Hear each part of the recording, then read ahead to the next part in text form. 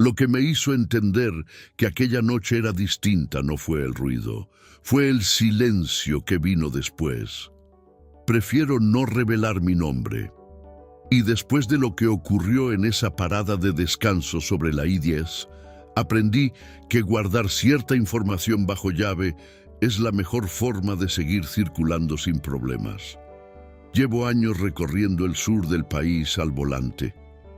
Conozco cada tramo de desierto que parece no tener fin.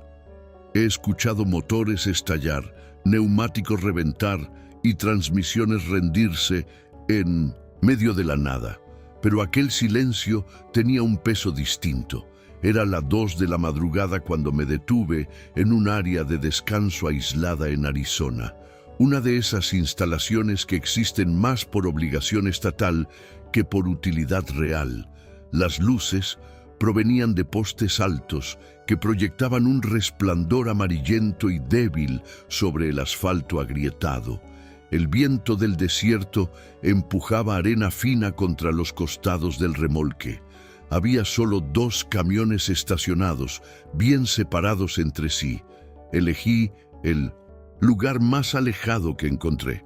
Antes de continuar, si este tipo de historias te atrapa, dale like al video ahora mismo y suscríbete al canal para no perderte ninguna entrega. Cada like y cada suscripción ayuda a que YouTube lleve estas historias a más personas que las valoran. Ahora sí, sigamos. Mi carga aquella noche no era refrigerada, no era delicada ni llamativa. Pallets sellados, papeles en regla, peso dentro del límite permitido, nada que pudiera despertar curiosidad. Seguí el procedimiento habitual. Bloqueé las puertas, revisé los espejos y apagué el motor. Cuando las luces del tablero se extinguieron, un silencio casi absoluto llenó la cabina. Fue entonces cuando escuché el primer golpe. No sonaba como un puñetazo, tampoco como alguien chocando contra el exterior del remolque. Era un sonido sordo, metálico, sin ritmo definido, como si estuviera surgiendo desde el interior de otro remolque. Esperé unos segundos pensando que era alguna carga acomodándose, pero el sonido volvió, esta vez con 3 golpes cortos seguidos de algo que se arrastraba. Miré por el espejo retrovisor derecho y vi el camión frigorífico estacionado 2 espacios detrás.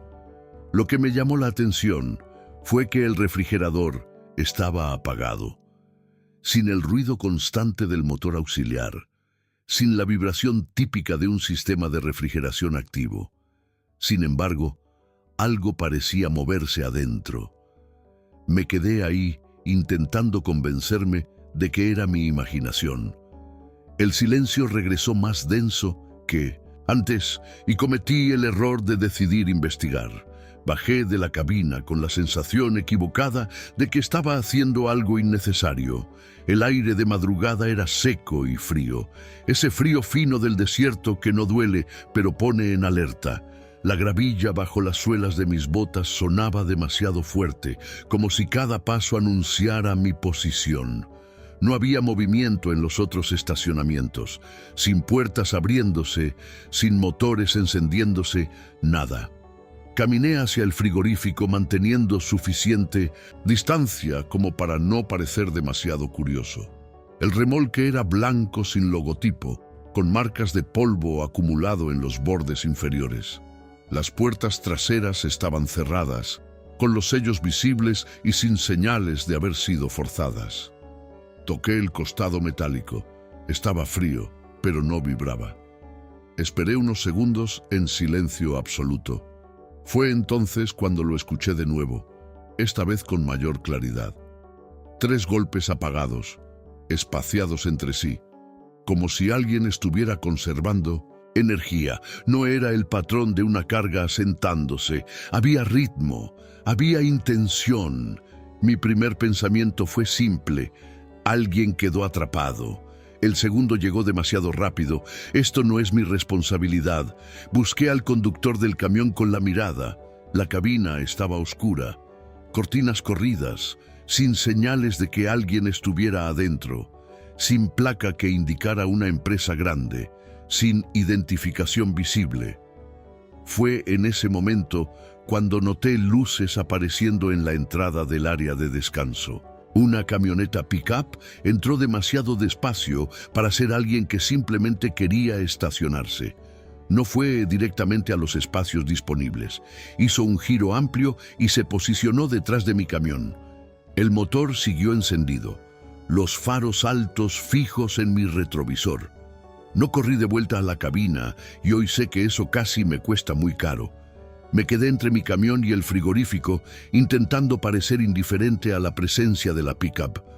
Su motor siguió encendido, constante, como si esperara que algo ocurriera. Los faros altos se apagaron de golpe, pero el vehículo no se movió. Ahí fue cuando la sensación de ser observado dejó de ser solo una impresión. La puerta del camión se abrió lentamente, con un movimiento demasiado controlado para ser casual.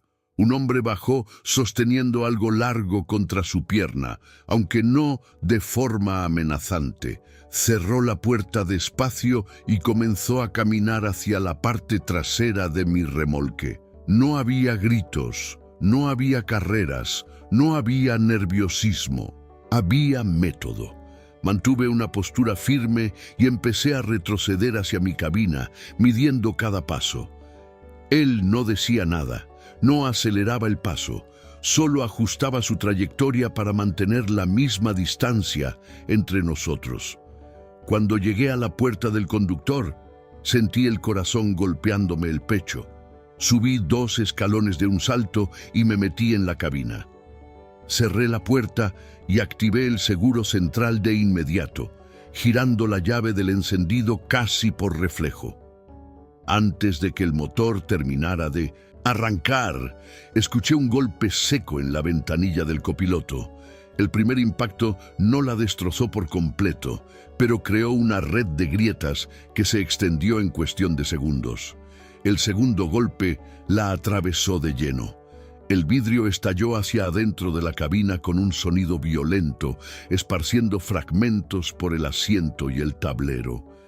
Sentí pequeños cortes en el brazo mientras él intentaba alcanzar la manija interior de la puerta.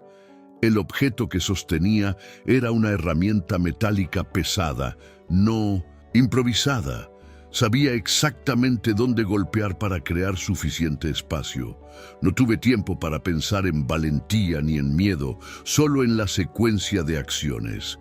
Embrague presionado, llave girada hasta el fondo, motor diésel respondiendo con mínimo retraso. Mantuve el pie firme en el acelerador mientras soltaba el freno de mano y metí a primera. El hombre intentó forzar el brazo a través del vidrio roto, pero no alcanzó el seguro. El camión empezó a moverse en el momento exacto en que él perdió el equilibrio. La pickup detrás de mí bloqueaba la salida frontal, así que la única opción era salir en diagonal. Giré el volante con fuerza, ignorando el ángulo complicado cerca de la gravilla suelta. El remolque respondió con un retraso pesado, arrastrándose levemente antes de enderezarse. Escuché algo golpear el costado de la cabina, pero no me detuve a identificar qué era. Mi único objetivo era crear distancia. La pickup reaccionó rápido, acelerando para intentar cerrar mi ángulo de salida. Se desplazó hacia el lado izquierdo mientras yo todavía ajustaba la alineación del vehículo. El peso total del camión me daba estabilidad, pero también limitaba cualquier maniobra repentina. Si calculaba mal el giro, podía terminar de lado y completamente vulnerable. Mantuve el acelerador firme sin ningún pánico visible. Pasé la salida del área de descanso casi rozando el bordillo bajo de concreto. En cuanto alcancé la autopista I-10, cambié a la siguiente marcha y aumenté las revoluciones. La Santa Pickup intentó mantenerse a la par por unos segundos, quedándose en el carril lateral. Sus faros parpadeaban de forma intermitente, quizás tratando de desorientarme. Mantuve la trayectoria recta. Después de varios kilómetros, disminuyó la velocidad y desapareció en el retrovisor. No hubo persecución larga, no hubo disparos, no hubo bocinazos.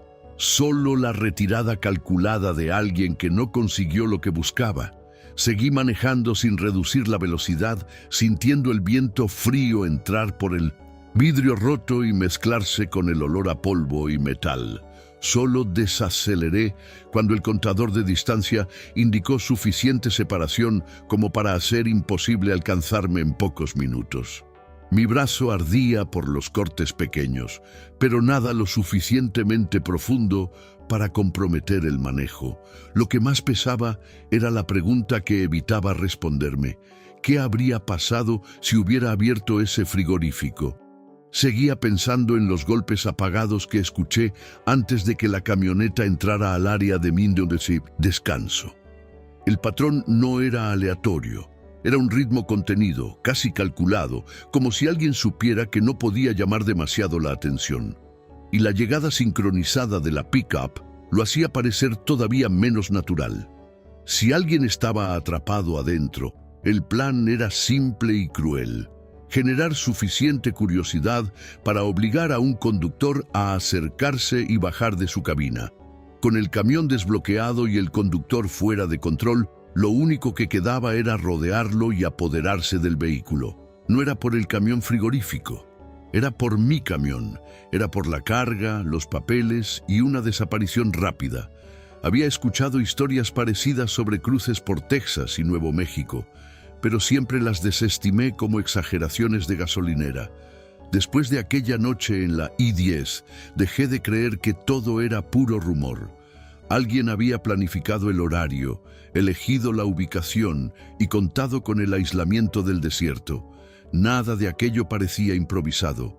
Cuando finalmente llegué a una gasolinera bien iluminada varios kilómetros después, noté que mis manos seguían tensas sobre el volante. El empleado preguntó por el vidrio roto. Le respondí simplemente que había sido un intento de robo. No mencioné el frigorífico. No mencioné los golpes.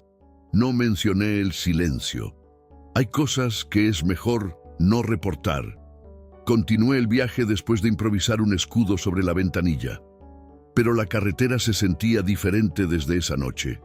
Cada parada requería cálculo. Cada luz distante adquiría significado.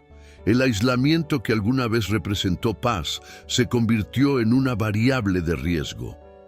Prefiero no dar mi nombre porque todavía paso por esa zona varias veces al año.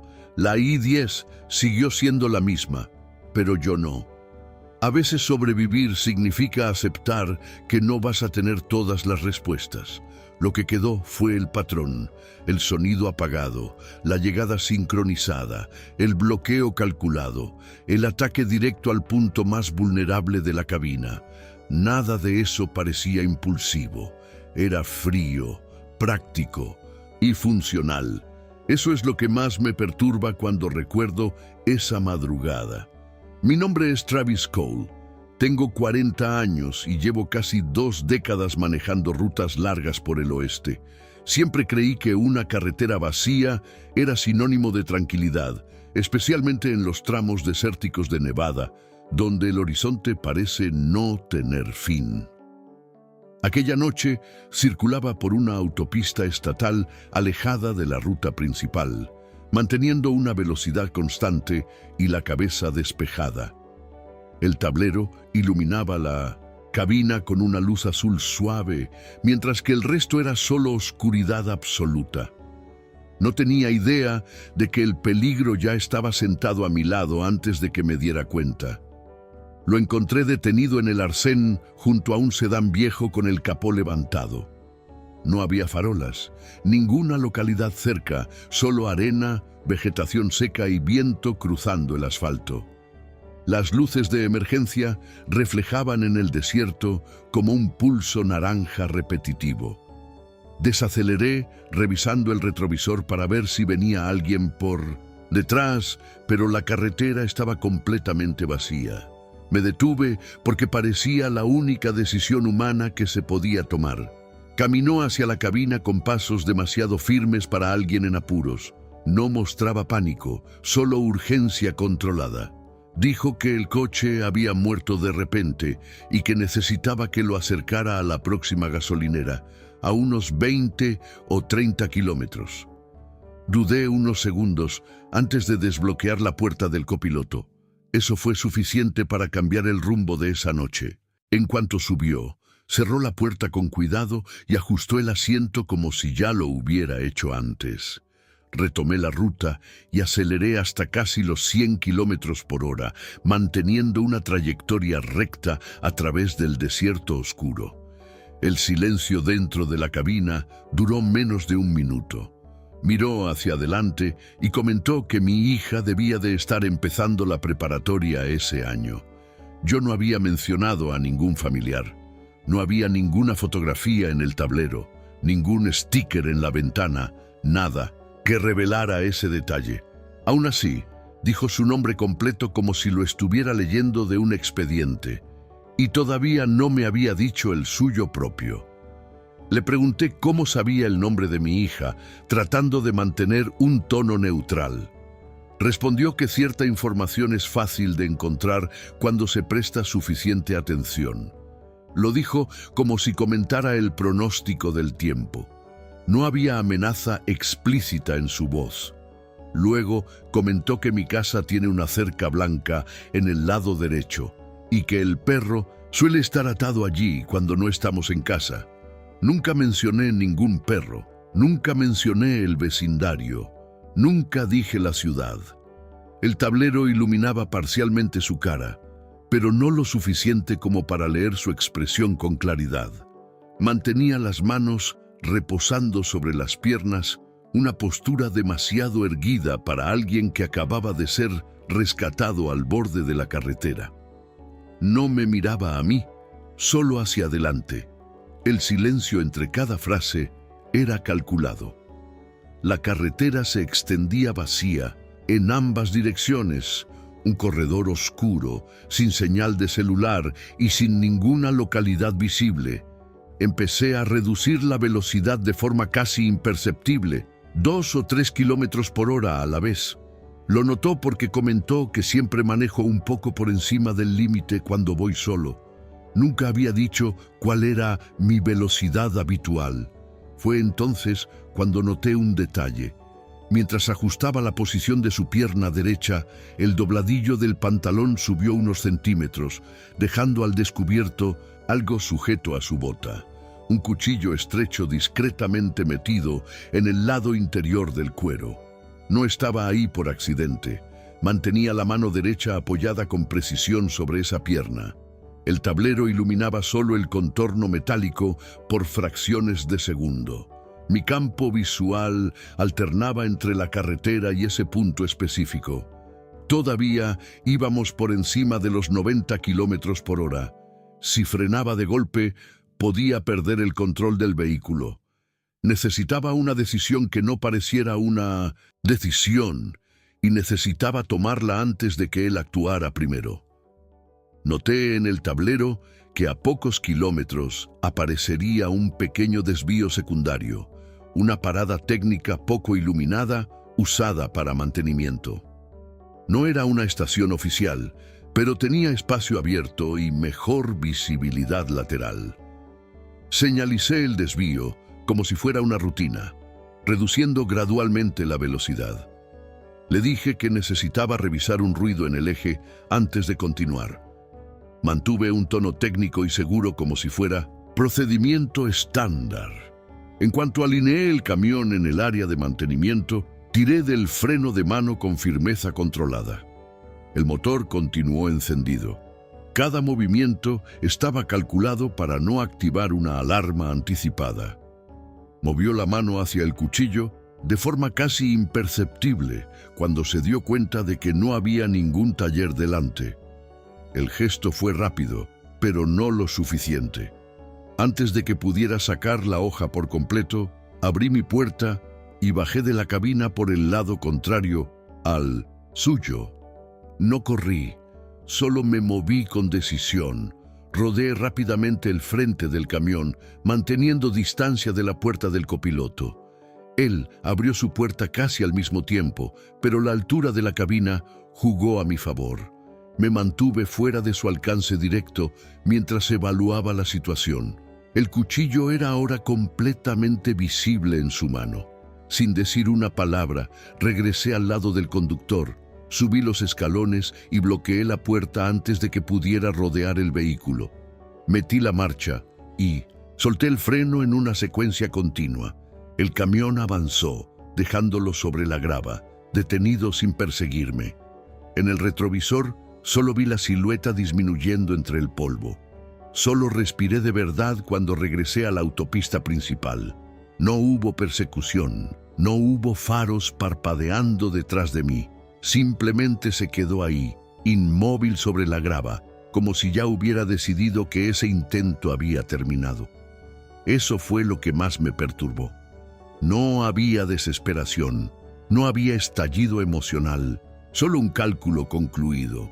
Durante el resto del trayecto repasé mentalmente cada detalle de la conversación, cada frase que pronunció como si estuviera leyendo un archivo. No sé cómo sabía lo de mi familia, no sé cuánto tiempo llevaba observándome. Lo que sé es que el cuchillo no era para defensa personal ordinaria. Estaba posicionado para acceso rápido, lo suficientemente oculto como para no atraer atención inmediata. Y el tipo de información que tenía no venía de una conversación improvisada, al borde de la carretera. Venía de observación previa.